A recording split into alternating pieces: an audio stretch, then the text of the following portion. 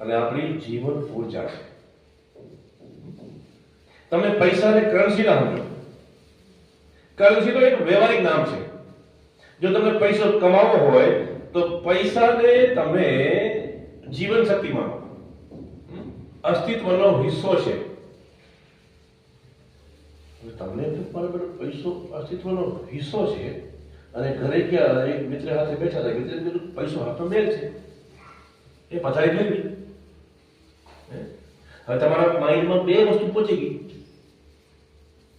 ભાઈ સાહેબ કીધું કે પૈસો તમારો અસ્તિત્વ છે અને ઓલો કે પૈસો તમારો મેલ છે.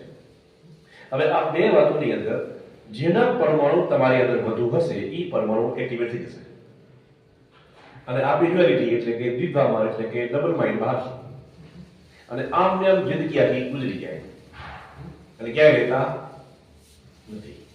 ગોળાકાર જોયો ને, ગોળાકાર ઘોડો હોય તો ઘોડા ખબર ડાબલા બાંધેલા હોય તો એ સીધું જ જુએ. તો આપણે જે લક્ષ્ય તરફ જવાનું હોય ને તો આપણું નજર છે સીધી જોવી જોઈએ. મને ખબર પડી જવી જોઈએ કે મારે જો પૈસા કમાવાના હોય તો મારો મિત્ર છે ને એની પૈસા વિશેની સાયકોલોજી આવી છે. જ્યારે હું પૈસાની વાત કરીશ ત્યારે એ મારો એ આવું વિચારશે કાં. એટલે આપણે કાં તો એની મિત્રતા તોડી દેવાની હોય યા તો એ વ્યક્તિ આગળ પૈસાની બધી વાત કરવી નહીં. આ નિયમ આ પરેજી આવ્યું છે.